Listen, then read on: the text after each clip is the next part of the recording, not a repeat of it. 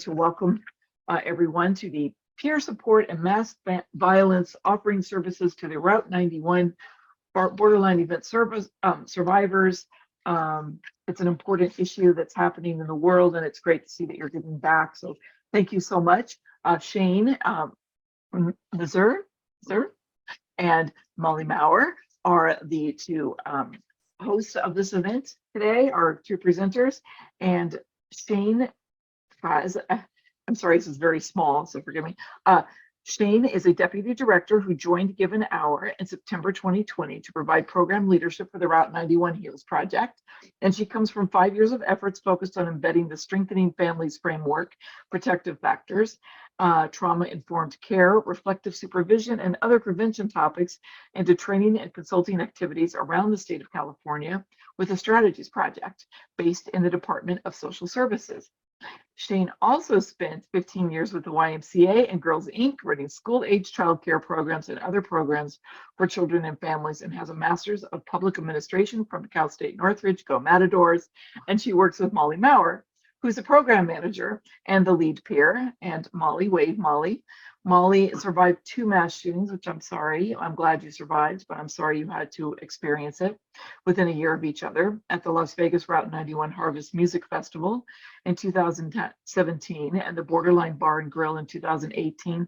And after those attacks, she found healing through the Give an Honor organization and started attending their weekly support groups for mass shooting survivors. And just so you know, Molly, I have a friend whose daughter was there too in Las Vegas, and she's still, you know, the memorials and everything, she's very affected by it. So I'm going to mention your organization to her after this. But with that being said, I'll be putting in the chat. You can get a certificate of attendance if you need to show that you were here. Just put your email in there, and this is being recorded, and we will be at a later time be sharing that on our website, which I'll also put in the chat. But at this moment, I'm going to let these ladies take the lead. Great. Well, thank you, Cynthia, for introductions. I appreciate that. So my name is Shane, and I'm here to present with my colleague Molly on our project, which has been, as I just said, has been such a fascinating journey over the last couple of years. For me as a staff member, I am not a survivor of either event that we're going to talk about today, but as a staff member and person who's worked in mental health for a long time and with families, it's just been a fascinating journey. So that's what we're here to talk about today. Again, my name is Shane. You heard my introduction already, and I currently live in Ventura, and it's fun because our little team. We work for a national nonprofit, which I'll talk about in just a second, but our little team is here in Ventura County altogether. So we do get to see each other from time to time. Molly, I don't know if you want to say anything else beyond your introduction. I think my bio is pretty much it. Okay. She's also a mom. She has a 5-year-old daughter. Yes. She's very smart and precocious and fun. Yeah, it gives me a run for my money for sure. She was trying to offer her to me for a very low price earlier this morning. So she keeps getting me sick from preschool, so she's up for grabs. So our objectives in the next hour are to give you a little bit of overview of our organization, which is called Give an Hour, and to talk about the Route 91 Heals Project, which is the project that brought us together. And then we're going to talk more specifically. We have several different parts of the Route 91 project. We'll talk about those, and then we'll get into the peer support aspect of the project. And then happy to answer any questions of folks toward the end. So Give an Hour is a national nonprofit in the mental health space. It was started by a licensed clinician in the Washington, D.C. area who responded to 9/11, and from that experience sort of realized that the extent of mental health that was going to be needed to help people recover from the trauma that they had experienced in 9/11. It inspired her to create this group called Give an Hour, where clinicians, licensed clinicians, and other sort of mental health practitioners or some lay people who are involved with mental health who are not necessarily licensed could help others with their mental health by volunteering their time. So giving an hour a week was the original idea that a licensed clinician could volunteer to do an hour of pro bono mental health care for folks that were affected by trauma. As most of us, all of us have been through some trauma or another. And we know that, you know, for many of us, we do need some intervention. We need a professional to do some intervention with us, to help us with our feelings, to help us to figure out what our new normal is going to look like after going through such a hard experience. Other folks don't need necessarily therapy, or maybe they just need it for a short period of time. And so Give an Hour also offers other programming outside of just licensed clinicians time that across the country. So we are a national nonprofit. We have a team of about 15 people across the nation. So it's just a little bit about our organization. Give an Hour had been doing some work on the ground in Ventura County in 2015 and 16. And around that time, excuse me, 2016, 2017, when the Route 91 shooting occurred, which I'll talk about that in just a second. And from those relationships of having been on the ground in Ventura County, we had the connections with our funder, which is the DA's office. So thankfully, our little team in Ventura County was able to affect change, not just here, but in other places as well moving forward. So here's just a short timeline of how this project came about. So on October 1st, 2017, in Las Vegas, Nevada, there was the Route 91 Harvest Festival, which I think was in its third year of existence as a 3-day country music festival. And in 2017, there were 22,000 ticket holders. Now, as you can imagine, many of us who live in Southern California, Vegas is a very popular place for folks in Southern California to visit. And there are also lots of country music fans in Southern California. So 22,000 ticket holders, of that number, 65% of those, or around 14,000, were actually California residents at the time that the shooting occurred. So when the shooting occurred, you know, it affected everyone immediately. Then everyone affected by it went home to their respective homes. You know, all those Californians went back to their communities, which when an incident like this occurs outside of your home community, it's kind of a different experience than if you were to drive by the site every day, or you were to have daily reminders of the incident that you've been through. So a lot of, again, most of those people, they all went home to their home communities, which didn't necessarily have the services needed because it wasn't right there in their community where it occurred. So the ideas of ways to help the survivors began immediately, and then the funding came along a little bit later. So the beginning of the grant that we work under is in the Federal Office of Victims of Crime, which is actually in the Department of Justice. Then it trickles down to the California Victims Compensation Board. Then it trickled down a little bit more, and the Ventura County District Attorney's Office decided to apply for the funding. And then Give an Hour, we became the subrecipient of the grant. So that's kind of where the money came from to be able to put on this project. So the other thing that happened during that time is that about a year after the Route 91 shooting occurred, there was a shooting right in Thousand Oaks in Ventura County at the Borderline Bar and Grill. And one of our colleagues who works at the DA's office, you know, she was a responder to Borderline, like she physically was there that night or the next day, helping to sort everything out and, you know, help people with their immediate needs around being involved in that shooting. And then she also, a year before that, had also responded to Route 91 as well. So, you know, lots of personal connections to both of these incidents within our own community.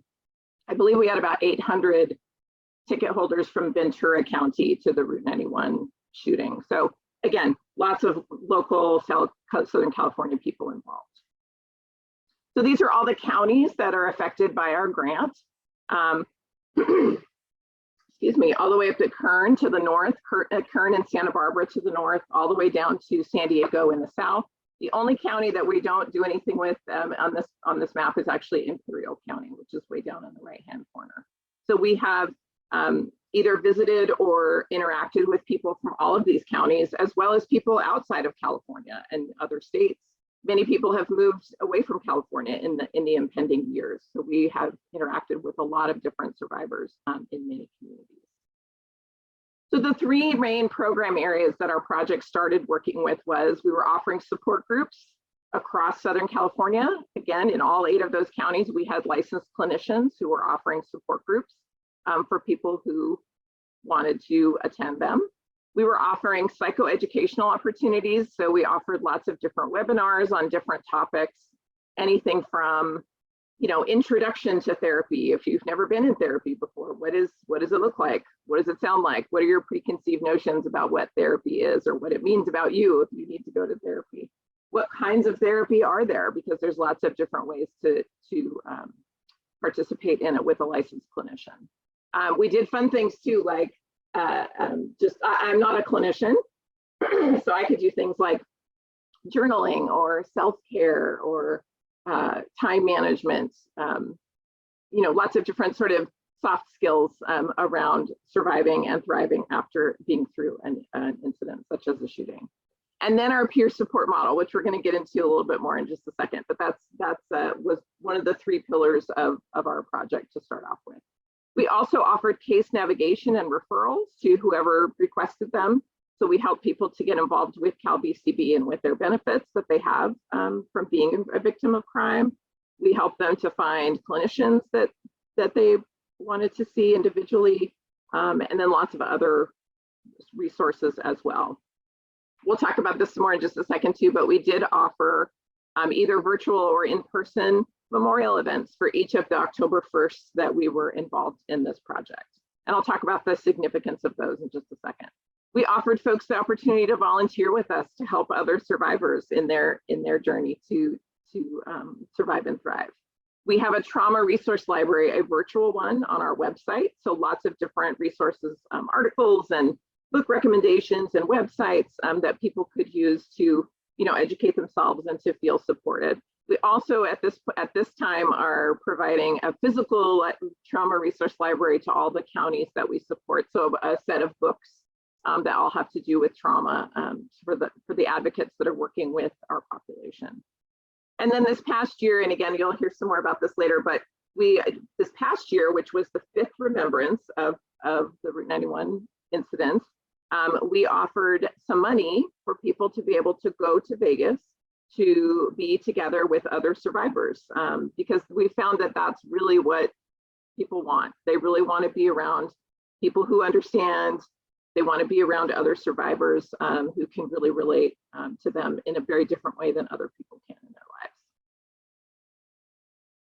So again, these support groups, we started with 9 different groups. As of now, we continue to have 1 weekly group for support for survivors. We have 1 family member group, so specifically for family members of folks that are survivors from these incidents. And then we also have a group, we'll talk about our peer support group in a second, Molly will, but we have a group specifically for our peer supporters as well so that they could have clinical supervision.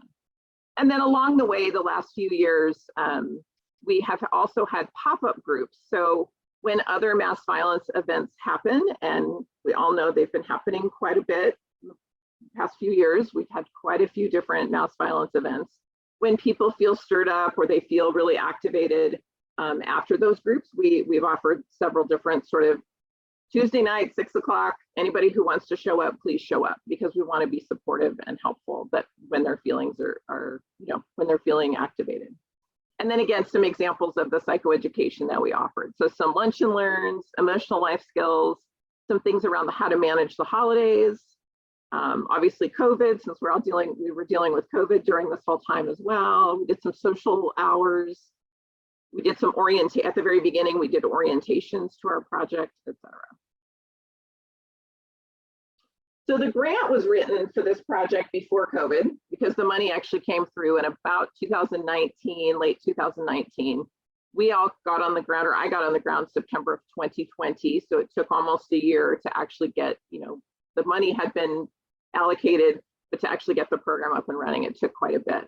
So in that period, COVID happened, right? So we really had to kind of switch gears and figure out how to do all of this virtually because we couldn't travel, we couldn't be together. But the good thing about that is that the support groups virtually could be offered to anyone. Anyone, anywhere could join in on these groups. It was meant for all sort of levels of recovery. So somebody who really hasn't talked about their experience at all the way up to somebody who's been going to therapy, weekly since the incident occurred, and maybe is a tiny bit further along on their recovery or their, mental health. So it's really meant for all levels of recovery. It was challenging for those who would prefer to meet in person, but unfortunately, that's kind of where we were with the world at that moment. I mentioned a minute ago that we did some memorial event planning. So year one, which was 2020, we produced a video of survivors talking about their experiences and provided that online, again, just to be kind of a virtual reminder that if you're watching this at home, you're not alone. There are these other people who are going through the same things you are, and we're all, pulling for each other, and hearing our stories can be very healing. Telling our stories and healing our stories telling our stories can be very healing. In 2021, the world had opened up a little bit by that time, so we were able to do some in-person events in Ventura County on October 1st. We got together in the morning with a group of people, and every year in Las Vegas, there's a sunrise ceremony that occurs in the with city folks and the mayor and other dignitaries and law enforcement all get together to sort of honor that date and honor survivors and also honor the 58 people that lost their lives in this incident. So we were able to get together and watch that streaming, so we could watch it together live. And then we got together later in the day. For those of you that have not been there, there's a really lovely park in Thousand Oaks that has a healing garden that's specifically meant for the Borderline event, but many Route 91 folks go there as well because it feels like a healing spot. And so we met there and met with some of the Borderline folks there as well to be together on that date. And then in 2022, as I mentioned earlier, we as a team traveled to Las Vegas. So we were there in Vegas for the weekend and participated in a whole bunch of different activities. And then we also were able to provide about $40,000 worth of travel stipends for people who wanted to go to Vegas to be together in community on that weekend. So just some numbers about the project. It's been 938 days. We have about 1,200. So we started from zero. We didn't have anyone, and this is a brand new project. So now we have around 1,200 people that we have email and social media contacts with. We have 413 needs assessments that people have filled out to find out what programs would be most helpful. We have put on 494 support groups. We have just over 1,600. Oh my gosh, I can't see that. Molly, what does that say? I can't see it. There's a bar on my screen. 1,617 participants. Thank you. Sorry about that. I can't, the little bars on the bottom of my screen and I can't see it. We had 90 participants participate in the funding for traveling to Vegas last October, which was just over $40,000 of money that we were able to give out. We had so getting into the peer support, we have 15 fully trained peer supporters that went through our two cohorts of peer support, and we have 3 full-time staff who are putting all of this together. Just a couple of other thoughts about the project and peer support in general. So what we've noticed over the last couple of years of paying attention to peer support in general and to other peer support projects is that our project is fairly unique. I have not heard of any other projects that have to do specifically with victims of violence, and certainly not mass violence, as a peer support group. There's a lot of them for substance use and abuse.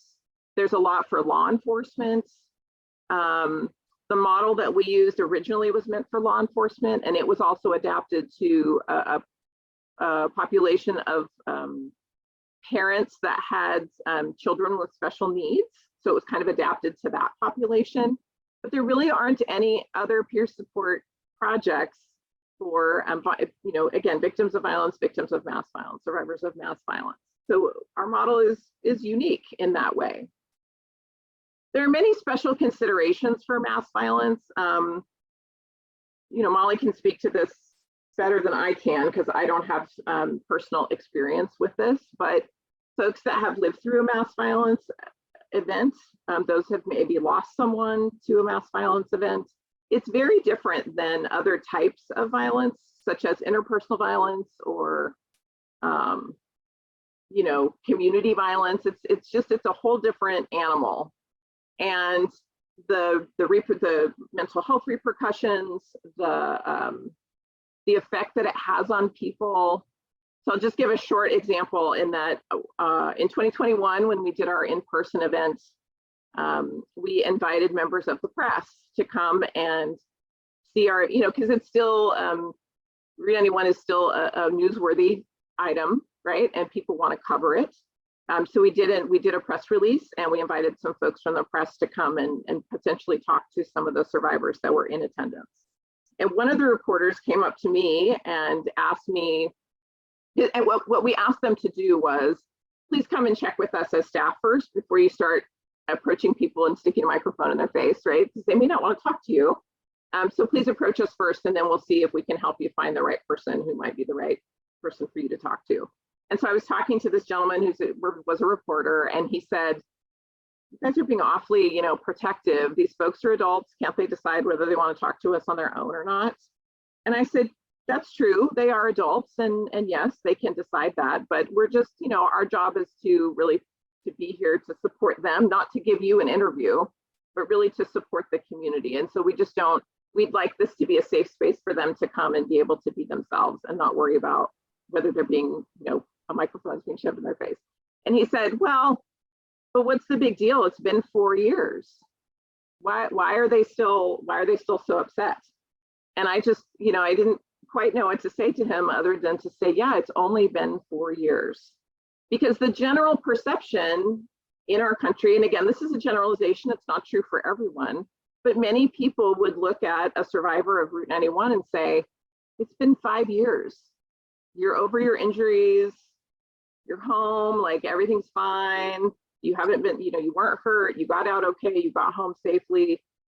Why are you still upset? Right? Because we're not the most empathetic society in many ways.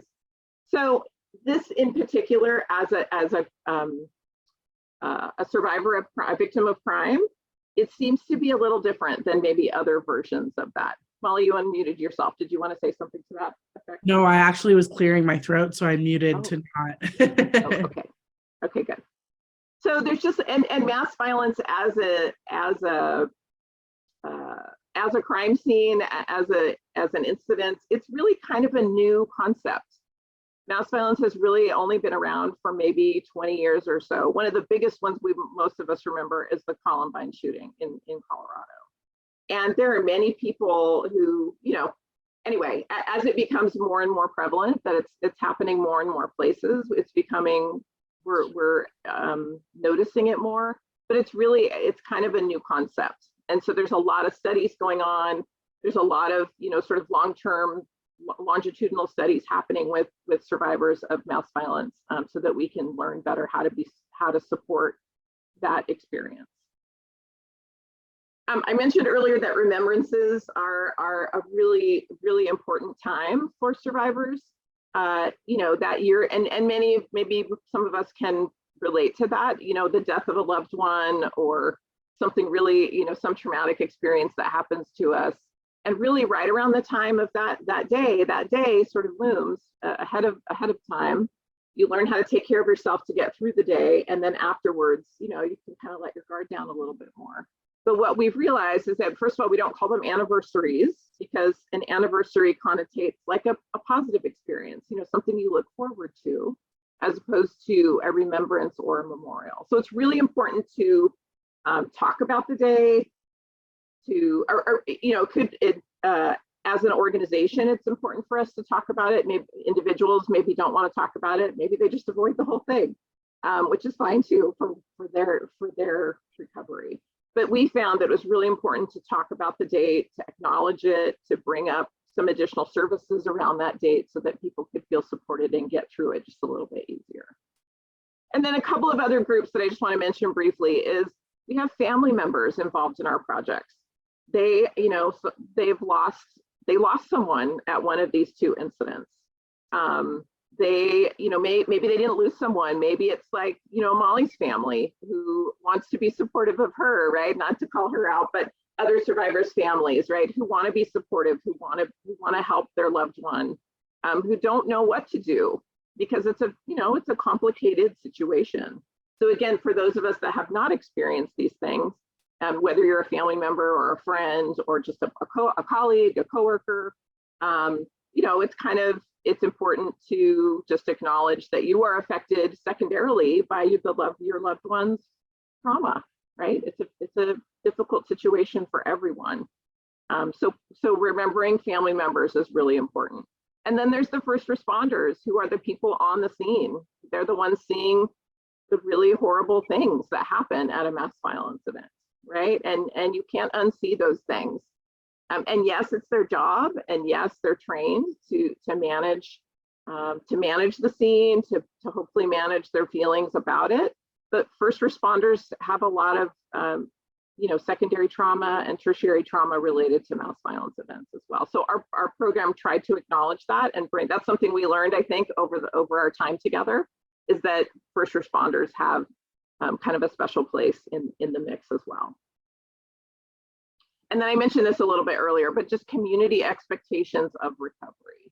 So many people, again, they think it's been 5 years. What are you worried about? Why are you still so upset about it, right? And maybe not so mean the way I just said it, but kind of curious, like why does this still hurt you so much? Because you're okay and it's been a long time. So community expectations of recovery are different around mass violence than they are around other incidents. And with that, I'm going to be quiet and let Molly take over.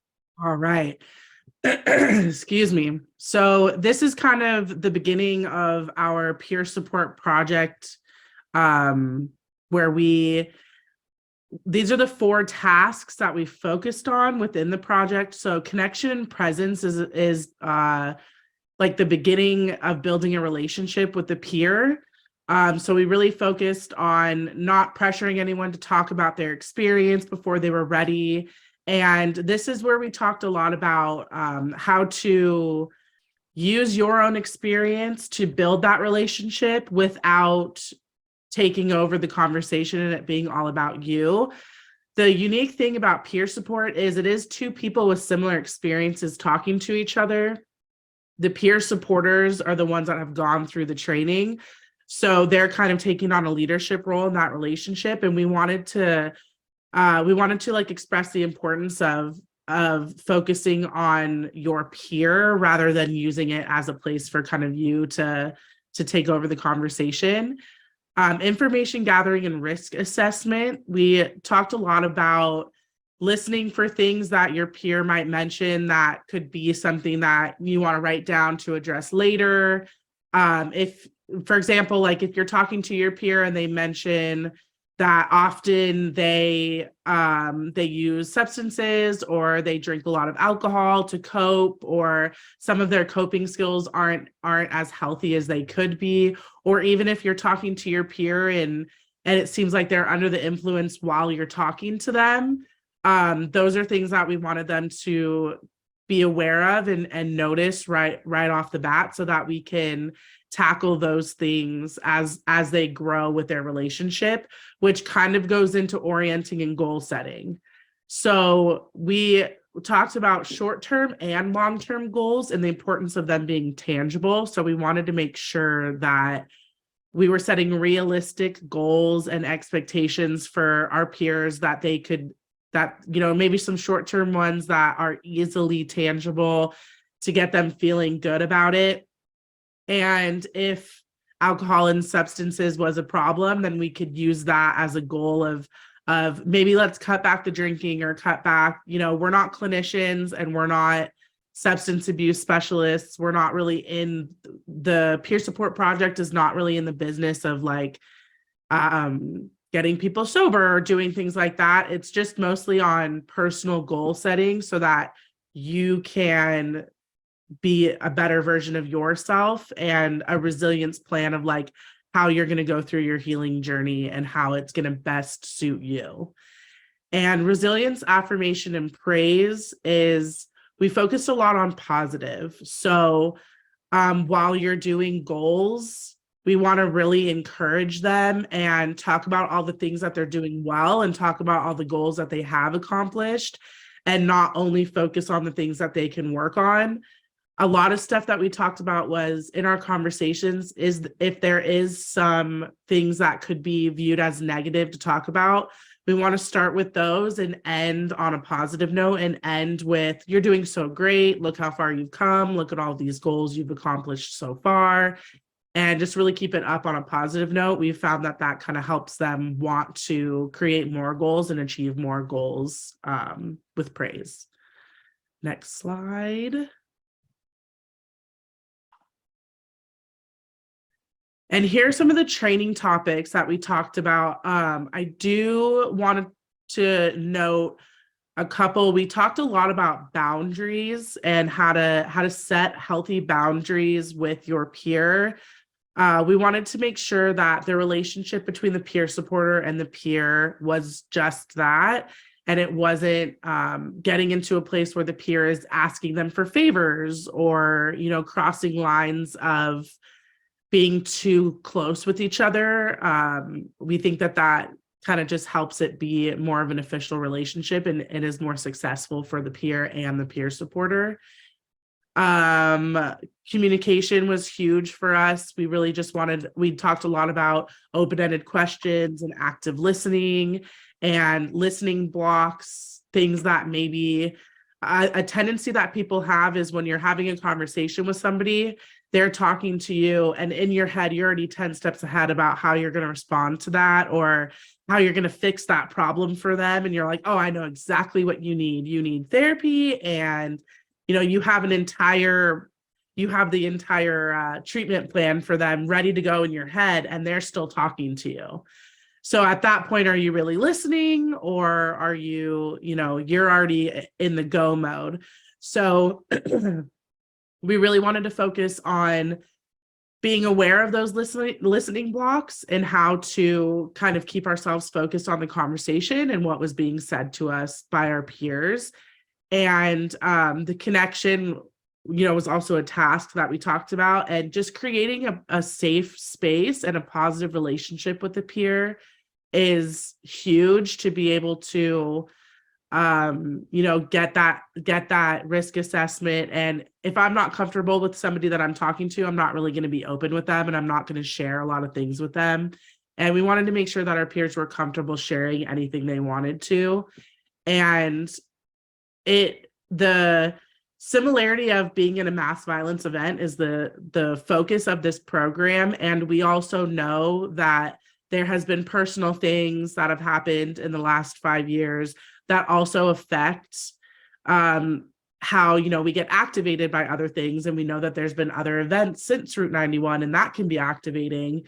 And we tried to focus on trauma-informed language, so activating instead of triggering, and things that could potentially be not appropriate in that space. So connection and communication were kind of like a big focal point on the training topics. And then challenges, we talked a lot about things that could potentially come up in the conversations, which I'll talk about a little bit more when we talk about how we practiced. So we'll do next slide and kind of wait for that one. And here was the phases of our project. First, we started with planning, recruiting clinicians for our training and the follow-up, the post-training plan, and then the peer lead. And phase 2, we had a subject matter expert who trained our entire first cohort through the peer support model. And with the intention, it was a train the trainer program. So she trained with us for the first cohort so that we could continue on with as many cohorts after that as we felt necessary. And this is where we kind of tweaked the program a little bit. The initial training was geared more towards law enforcement, and it was a great training. And we just kind of pinpointed a couple things that we could make specific to the mass violence community that we felt would be a little bit more helpful. So we know that suicide prevention and prevention and awareness are really important in the mass violence community. And so we decided to touch on that a little bit more in the second training, and we decided we needed to focus a little bit more on that and the boundaries aspect. We talked a little bit about boundaries in the first training with a subject matter expert, and we felt like with this community and a lot of people being friends on Facebook or knowing each other in the communities, we needed to just touch a little bit more on boundaries. So we adapted as we needed. And the practice sessions with the clinician and the peer lead is where we call them real plays instead of role plays. We essentially just did mock phone calls.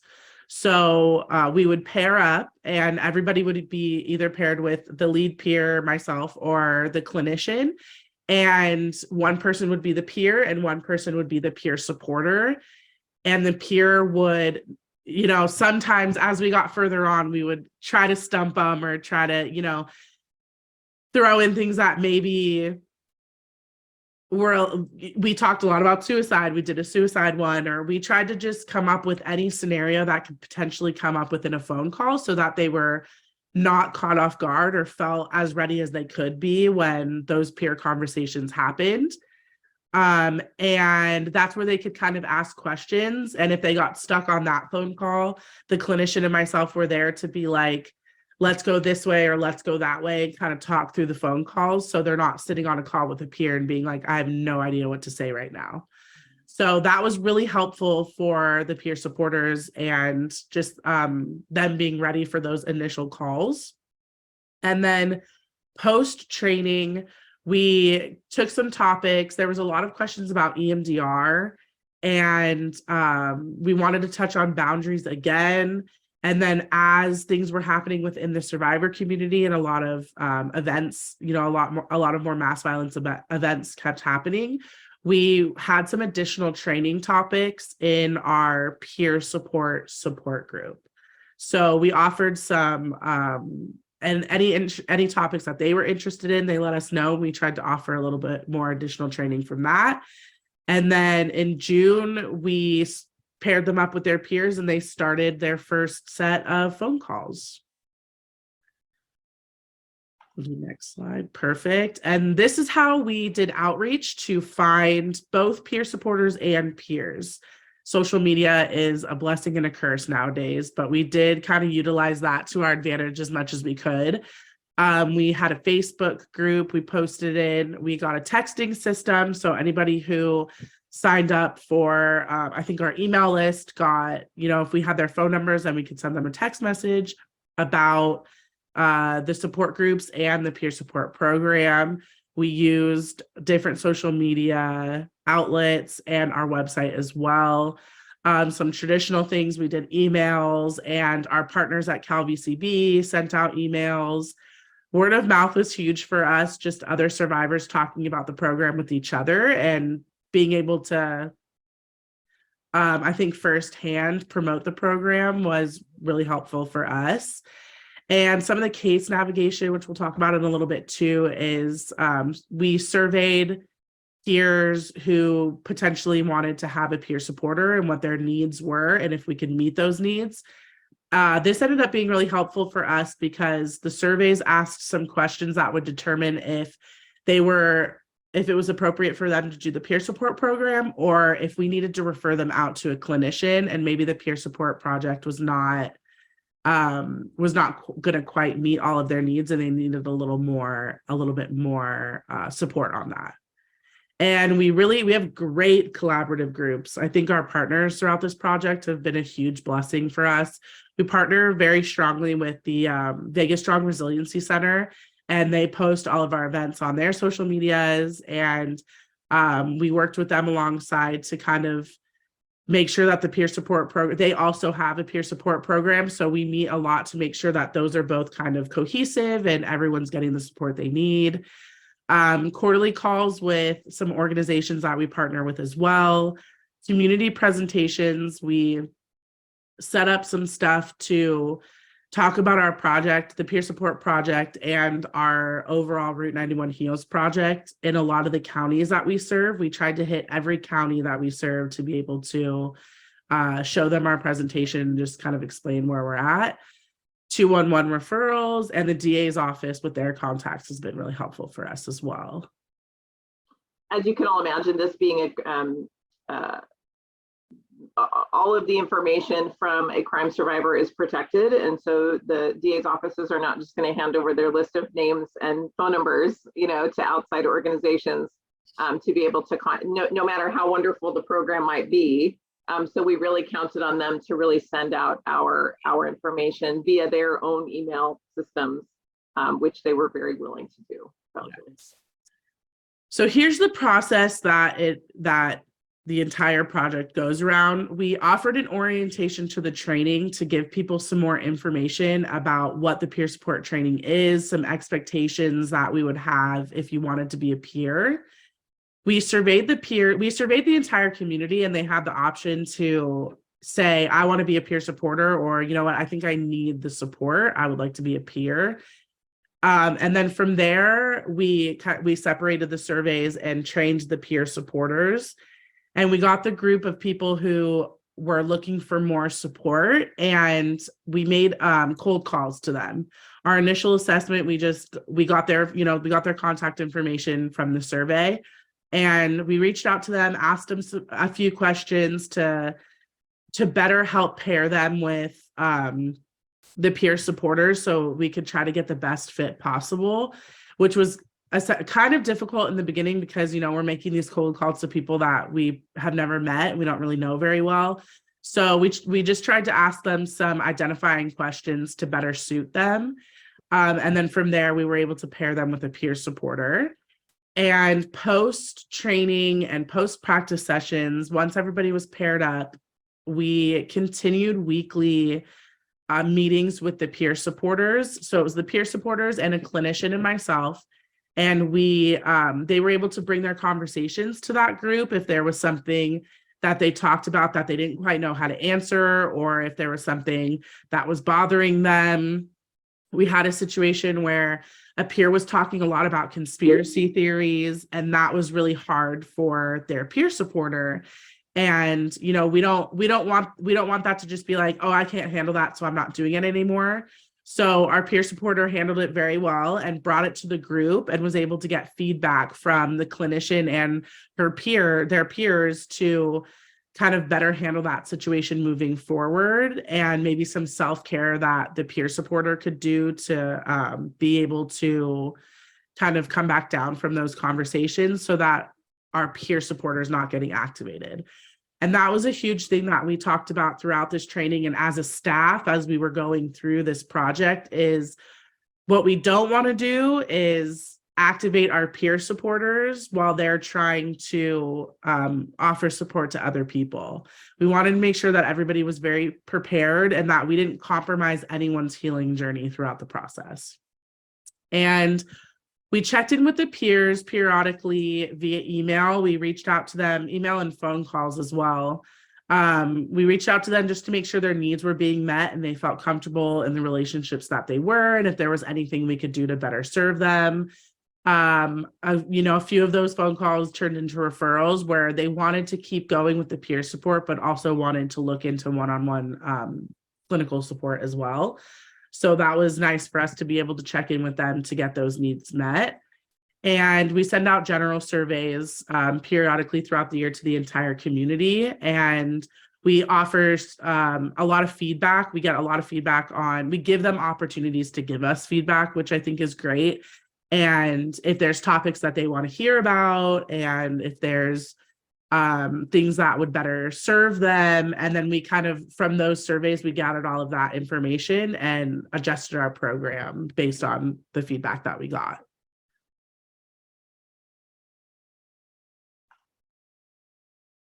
Great.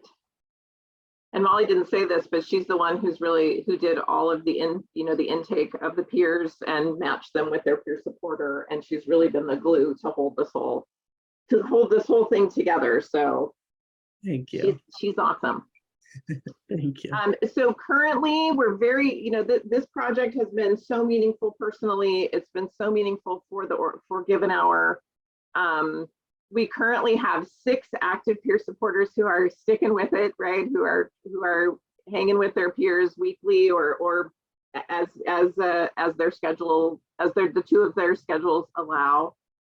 They still are attending those, weekly or biweekly clinical supervision meetings, which is really wonderful. So they get their own group, and then they have a place to talk about. And they might get on those calls and not talk anything about their peers. It might be about them and how they're doing, or some struggles they're having with their own lives. So it's a really great experience for them to be together on a regular basis as well.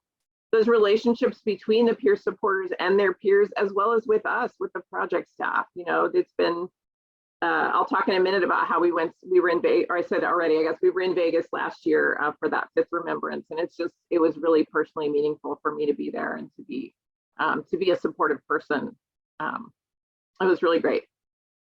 Those connections, and the goal for this whole thing is that those connections will endure even after our project is gone. Unfortunately, our funding is winding up at the end of June, which means that we staff people are either continuing with Given Hour to do similar work or moving on to something else. But those connections that are made between the individuals will stand forever. I mean, those relationships are that was the goal for this whole thing. And that's what I think is really powerful about peer support, is that you always have that person in your corner, even if the project that brought you together has gone away. Again, weekly clinical supervision since summer of 2021. We are moving to 100% peer-led model. So they're after June 30th, since our funding is winding up, it is going to be considered a peer-led group, which has its own really wonderful things. And that is going to be a transition for our group. We're starting to hear from the peer supporters their feelings about that, which we expected, and we're trying to make sure we give lots of time to be able to process those feelings. But it is going to be 100% peer-led here in the next couple of months. And then just all the different communication opportunities and connection opportunities that this project has brought for us have just been phenomenal. So here's some things that we as staff have benefited from over the course of this project, because as you know, for those of you that work with crime victims or as a peer supporter yourself, you're going through your own feelings. We have secondary trauma. We have, again, I'm not a survivor of either of the events that we work on, but hearing people's stories can be very difficult, from a secondary survivor standing. So we have our weekly staff meetings that we've been very consistent with to be able to support one another in the work that we're doing. We have clinical supervision available to us as well. There's a clinician on Given Hour retainer that we meet with periodically, and then she's accessible to us individually as well if we would like to speak with her. We also have an EAP program, that's a new EAP program through Given Hour that we can use as well. Given Hour, we're really lucky in that Given Hour really encourages us to take care of ourselves and to do our own psychoeducation. So we have time during the week if there's a session on something that's interesting to us but isn't necessarily directly related to our work. Our schedules are flexible enough that we can participate in those things, which I really personally appreciate. We also, this is really exciting and very applicable to this conference, the three, Molly and I and another colleague named Michael, we received a scholarship to be able to take the training, the Medi-Cal Peer Support Certification training, and through one of our counties. And I'm so grateful for that because it's not cheap, right? I'm proud to say that I passed the exam last week or 2 weeks ago. So really excited to have completed that process. I know Molly's in the process of setting up she's finished with her training piece and she's setting up her exam. So to be able to participate in that official process and to have that class behind me is really gratifying. We also, she and I are going to participate next week on a peer support supervision training. So, the only thing we know about supervising this whole thing is just from real life experience, right? We really hadn't had, except for our subject matter expert, which worked with us at the very beginning, we've really learned all of this on the fly and with the support of our organization and the clinicians that were involved. So I'm excited to get some official training on all of this as well. And then I would say, and again, I'm not necessarily the staff member, I'm speaking for other people right now, but our staff with lived experience at Give an Hour is really, their experience is honored and encouraged to take care of themselves, to say no to certain projects if it's too activating for them, to really manage, you know, if we have therapy appointments in the middle of the day, of a work day, that's okay. You know, our schedules are such that we can really take care of ourselves, whether your therapy is a therapist or, you know, I'm often out on a walk by the beach, you know, midweek, which just can be my therapy at times. So we're really honored to take care of ourselves and to say no to certain things when it's not healthy for us. So those are some great things that I would say about our employer. Hey, so Shane, and I know you're about to wrap up here, but you know, SHARE has Medi-Cal support, peer support training on the SHARE website. You can find it. I'll put it in the chat room. And also for not only for Medi-Cal, but also Libby Hardigan is amazing and does peer specialist training. And last April, we did a supervision of peer workforce. If you go on our website, you can see our past sessions that we did about that. Since you're exploring that, those are resources. I'll put them in the chat room that you might want to check out, because you can look at this year's and last year's on that. And before you finish, I just want to mention, I'm going to put in the chat room if you need anything, and maybe if anybody here wants to talk about their background, and I'll let you wrap up. And if you have any Q&A that you want to do, then feel free. Our next session is, I think we take a break and then go to 12:30. So there you go. Great. I'll let you keep going.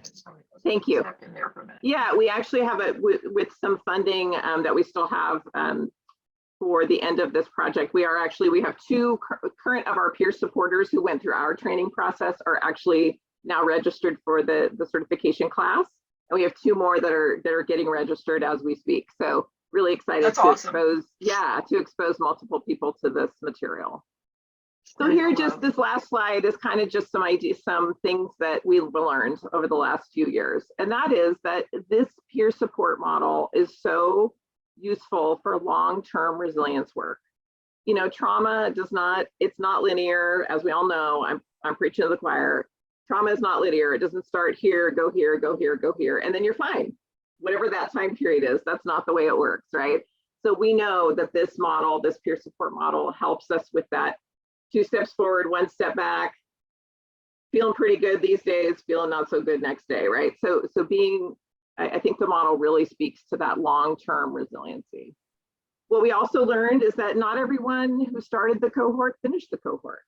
Not everyone who finished the cohort became a peer supporter, and not every peer supporter who came, took the class, graduated, quote unquote, got involved, got a peer. Some of them dropped out and they said, you know, this isn't what I thought it was. I'm not prepared for this right now. Some people kind of took a break for a while and then they came back. You know, it's very flexible that way. The way we did it was very flexible, and that we welcome, you know, if someone who 6 months ago said, oh, I can't do this anymore, if they came back to us today and said, hey, I think I'd like to participate again, I think, you know, with some discussion, I think we would invite them back in and say, yes, we would love to have you. Because again, this is not linear, right? It's kind of all over the place at times. So it's a reasonable expectation that not everyone will finish, not everyone will be interested at the end, and that's okay. What we learned is during we've completed 2 cohorts. As we were doing that, we were kind of building the list for the next cohort, right? Because we would get people who signed up for training and then at the last minute backed out and said, oh, I can't make that commitment. We said, that's great. We're going to put you on our list for next time. So just continually be creating the list of people that are interested. We learned that participants as a peer to become peer supporters need to be actual survivors of that incident. The reason that may sound like a duh thing to say, but what we found is that some people signed up because they're good-hearted people and they really want to help, or maybe they had some kind of personal relationship with someone who was involved in the shooting. You know, again, people with good intentions, but you can't really be a peer supporter without actually having gone through the thing, right? So with those people, for the folks that got involved who weren't necessarily ready to be, who weren't peer material, we still invited them, we still involved them, and then found kind of a different place for them to help versus being a peer supporter. Because that's, you know, we want everybody to be involved and to help with the healing process. That this training framework can be adapted to various groups. That was an important thing to learn, and that it can be used for multiple groups. And then Molly mentioned this for just a second, but be very aware of, we became very aware of suicide awareness and prevention. The first cohort, we talked about it briefly, and we didn't skip over it, but it was a little bit like, we kind of said, the trainer said something like, oh, we're going to talk about this, but you know, it's really not really gonna affect you guys that much. And to me, I just got very concerned about that, and the participants got very concerned about that, and they're like, whoa, hold on, slow down, like we need to talk about this. So the second cohort, we really, not that we took it more seriously or less seriously, but we realized we need to spend more time on that topic because it's a very important topic. And you know, we added some additional training around that topic. We had our clinician lead that part of the training versus a non-clinician or a non-peer, because, you know, again, they're more the subject matter experts on that than others are. So we spent a bit more time in that second cohort talking about suicide prevention and awareness, because it's a real thing, you know, it's a real thing. And so we just wanted to do it justice. And then I can't see that bottom one. Molly, can you read it for me? Sorry. Being clear with clinicians about their role in the project. Yes, so this was a big lesson for us too, in that peer support, and I know I only have a couple more minutes, but peer support really, clinicians have to be very aware of dual relationships in this project. We had, suffice to say, we had some issues with clinicians getting kind of personally involved, and just really we have to make it very clear, especially if we're in the place where this project is right now, where it's going to become 100% peer-led without a clinician involved. You know, we just need to be very clear about the expectations of what a clinician does and what the peers are doing for themselves. So I can talk about that more if anybody has questions, but that was a big learning for me, who I'm not a clinician, and I don't have that kind of background. And so it was a big lesson to be very clear about our expectations around that. I'm happy to answer questions. And here is our final slide, which is just some really lovely pictures of our trip to Vegas last fall.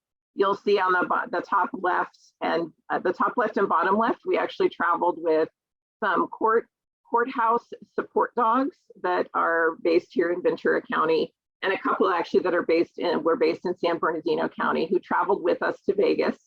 So imagine 4 big black labs in the middle of a casino, you know, because we stayed in a casino hotel.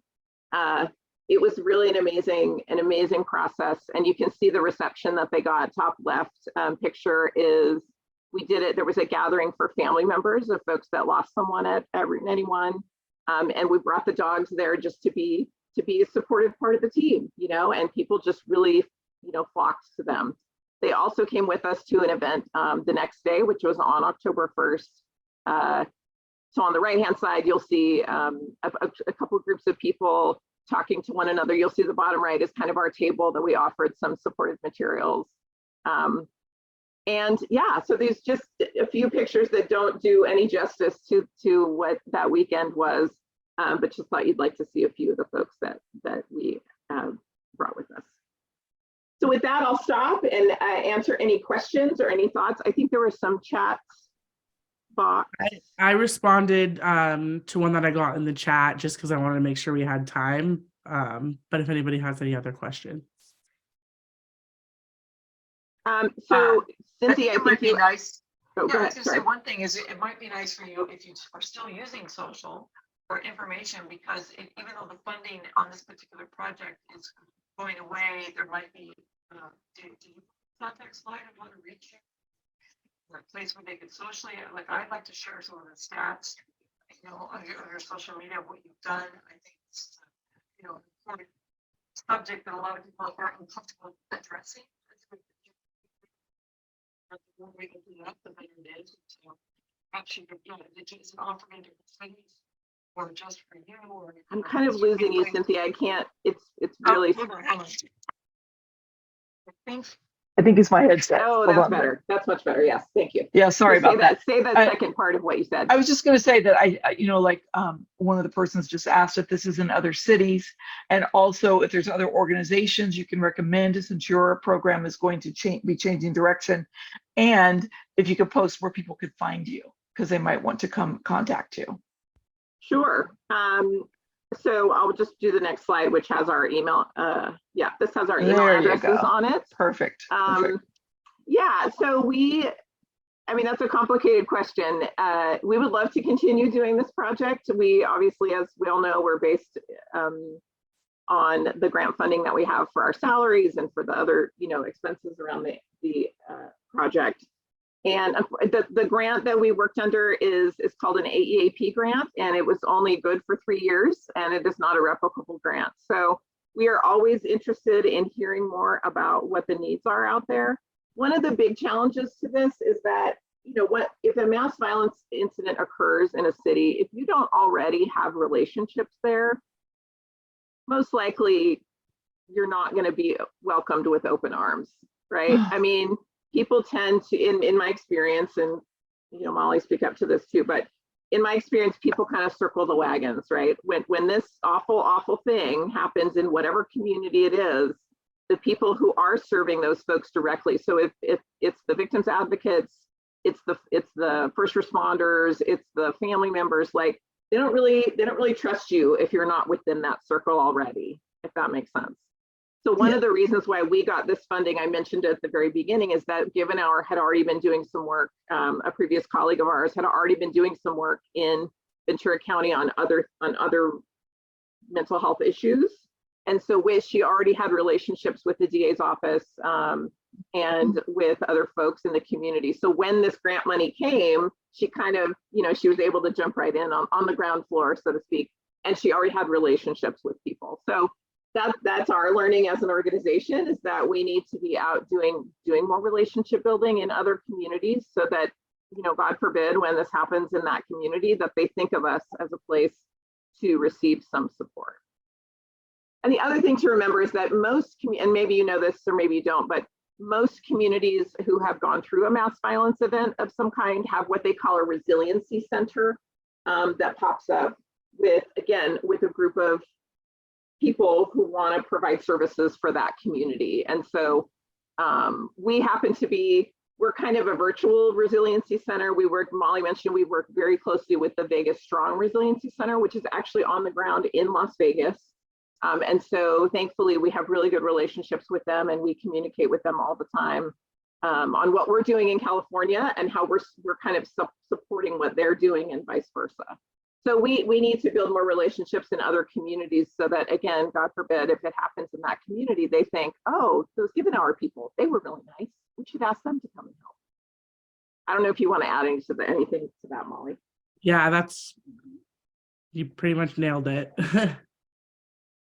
Because, when this happens in a community, I mean, so much trust is broken. Yeah. Right. It's hard to get people to trust you if they don't know who you are. So. And some people will come in for the wrong reasons into a community when there's been this horrible incident, and they will come to try to make money or to, so people are very, very worried about that, and they want to make sure that you're not there just for your reasons. They want you to be there to support the survivor population. And privacy in general, Sure. So does anybody have any questions? It's 11:35 and there's another sessions coming, like I said, in an hour, but we're gonna take a little break here. Does anyone have any questions you want to ask these wonderful peer specialists? Done an incredible job with a great service to the community. Thank you. I have a question. Yeah. Go for it. Hi, I'm Millie. You call me Millie. It's Milagros, but they call me Millie. I'm from the Chicago location. I'm with Rincon Family Services, which just launched a program for intervention, violence intervention, where they go and unfortunately, when families have a loved one taken from them, because I say taken because it was someone that had a gun that shouldn't have one. And took a life away. So when you approach a family, do you find out all the information, or do you get the information from the police department, or how do you go about that? Molly, do you want to answer that?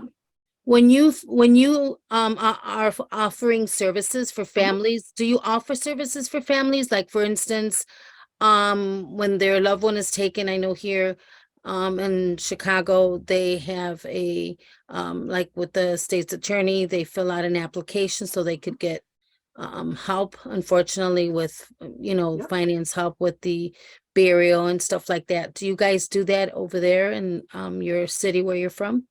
So Given Hour doesn't directly provide those services, but we partner with the DA's office, and for our state, it's called Cal VCB, and they provide financial assistance and things like that. As far as getting the information, we don't have direct access to police, like if they are registered with the police department, the FBI, or even Cal VCB. A lot of that stuff is private information that they don't give out. So for us, we really utilize our partners with that, and Cal VCB has been really helpful. So the way that we get our information to them is we provide it to Cal VCB or the partners that have their information, and they distribute that out via their lists, and then it's kind of coming from a trusted source and things like that. And then if we see family members at community events, we also can go up to them. We've created some relationships with family members that have lost loved ones in these events, and we always just make sure to maintain those relationships with them and make sure that they are getting services and refer them out or guide them to the services that we can offer them as well. Okay. And then as far as training, I had asked, the training, is it just in your city, or do you give training for other cities, like to be certified? You were talking about being certified. We did ours virtual, so there were some people from other cities. Our training, we provide a certificate of completion to say you completed our training, but we don't provide a certificate that you're now like a certified peer supporter. We mentioned a peer support certification training through the state of California. So myself, Shane, and our other colleague, we took the state funded or the state provided certification. So we will be peer support specialists in California, but that doesn't translate out. I think every state except a couple has that option, but it's per state for that certification. Oh, okay. Okay, thank you. I'll just say too, I'm not sure, I can't remember if it's on the slide or not, but we did a lot of outreach events too over the last few years. We did a lot of tables at community events, or we did several country music festivals, because that's kind of that's our genre, right? And is country music fans. And so that was another way to get out the information about our project. We did one just recently, just a few weeks ago, and I remember it was at the table, and these two ladies came all the way down the aisle, like looking at us and pointing at our table the whole time. And they came up, and I said, "You were looking for us, weren't you?" And they said, "Yes, we heard about you. We want to find out about your project." And I said, "Oh, great. How did you hear about us?" And they had heard about us on other, not our own Facebook page, but on other Route 91 related Facebook pages.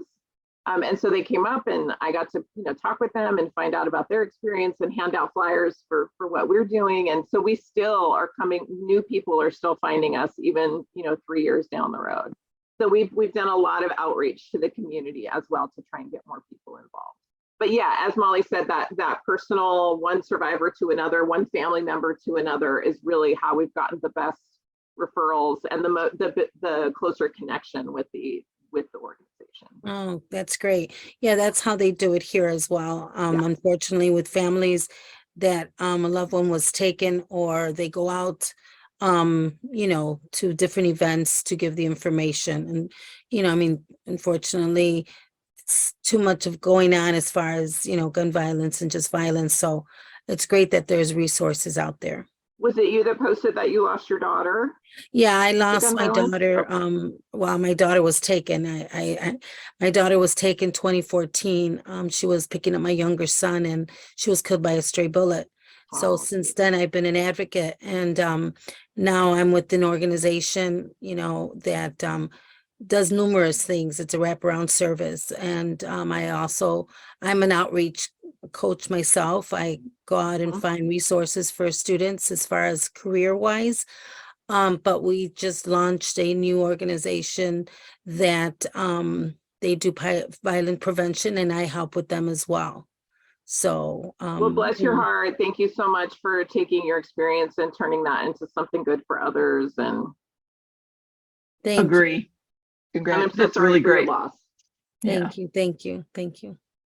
Well, again, that was our presentation. So I don't know if there are any more questions, but I really appreciate y'all's time and would be happy to chat more if you want to hear about our project or think anybody could use us.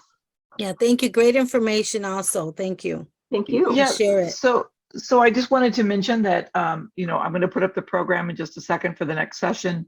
In this room, I'm going to be moderating a different room. I'll be doing Introduction to Recovery Cafes, but I'll put the sessions up. You can always share as a nonprofit as well. You're welcome to donate and contribute and check out all the great sources we have at shareselfhelp.org. And if there's any way we can give any of you any support, my name is Cynthia at shareselfhelp.org. I'm putting that again in the chat. And I want to thank you both for a really great session, really informative. And I wish you best of luck in moving this forward when you become peer-led with all you do. Give an hour, save a life, right? So thanks very much. And best of luck to all of you who attended, and thank you for coming. Thank you so much. Bye. Bye-bye.